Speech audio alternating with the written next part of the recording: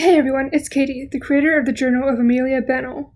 I've been working on this podcast for a while now, and I'm so excited for all of you to listen to the first episode. I hope you enjoy it.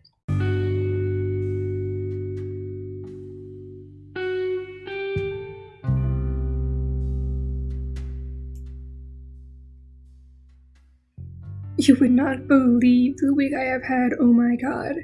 I don't even know where to begin. To start off, Monday was actually a really great day. I got an entire 8 hours of sleep. I had enough time to make an actual breakfast instead of just eating cereal out of the box like I usually do. The weather was nice during my walk to work in the morning. Work itself was surprisingly calm. Beth, who's in charge of the specialty cakes, was in that day. She's only able to be there a couple times a week, but when she is there, the day always goes better. As I said, Monday was nice and peaceful. Unfortunately, I was lulled into a false sense of security by Monday's peacefulness. On a short walk to the bakery on Tuesday morning, I realized that I was actually excited for work for once. I felt like I was ready to take on the day. I got to the shop with a smile on my face, unlocked the door, walked inside, and screamed. Now, I'm not the type to freak out over every little thing, okay? I consider myself to be a composed and calm person. But in this case, I feel like it'd be pretty weird if someone didn't panic. Really, what kind of person would be calm and collected upon seeing a body covered in blood as soon as they open a door? Huh? Nobody.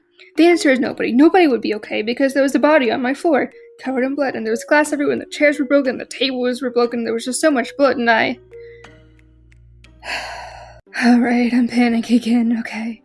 Just deep breaths, Amelia, deep breaths.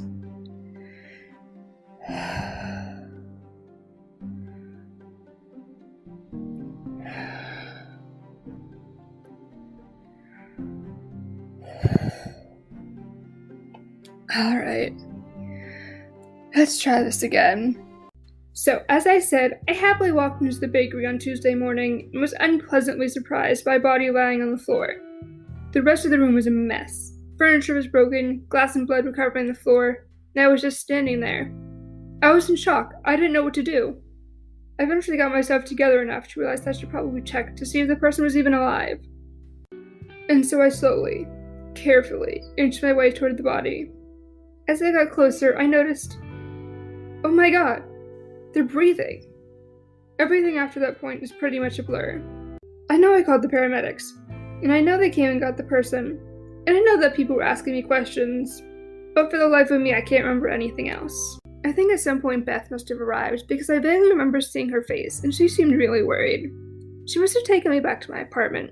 I highly doubt I would have been able to get there on my own. I'm not quite sure what happened after that, but I must have fallen asleep at some point. I woke up some amount of time later to my phone ringing. Apparently I'd missed like 30 calls while I was out, and most of them were from my mom. I guess someone told her what happened because she never calls. I called her back and told her, yes, I'm fine. No, I don't know who the person was. Yes. Okay. Bye.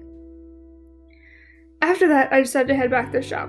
I figured that nobody would have cleaned up the mess. You know, they were all pretty busy with the person bleeding out on my floor. I got to the bakery for the second time that day, considerably less joyful than the last time, and opened the door. As with my first time entering the bakery that Tuesday, I was shocked, but this time for a different reason.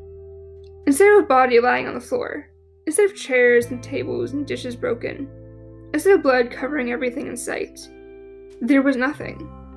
Absolutely nothing. There was no sign that anything had ever happened. The room looked like it would any other day. The furniture was in its place, unbroken. Everything was clean, not a single drop of blood in sight. Did Beth clean up? I thought. There's no way she would have had the time to even just clean the blood up, let alone buy replacement furniture. Wait. The furniture looks exactly the same. Once I had that thought, I took a closer look at the chairs. They were exactly the same.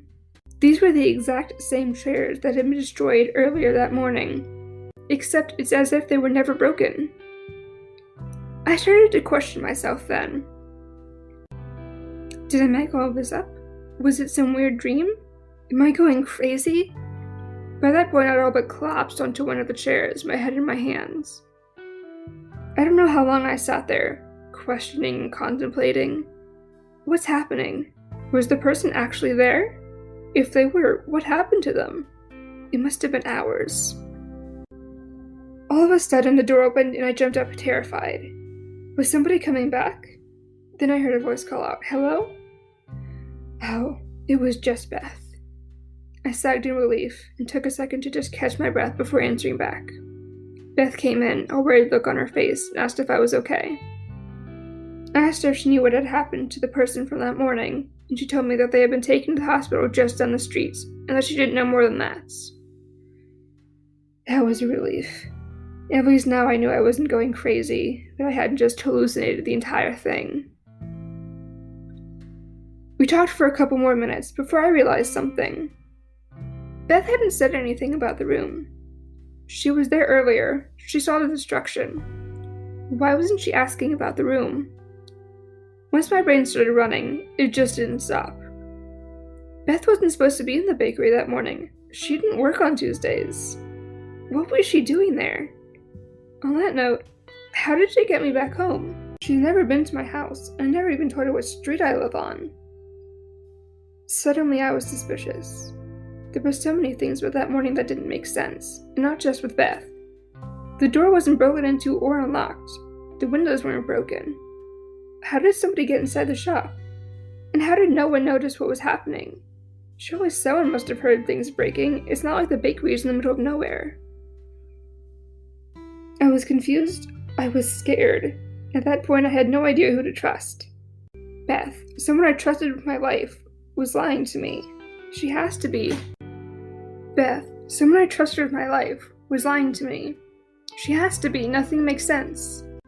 Something strange is happening, and I'm going to get to the bottom of this if it's the last thing I do.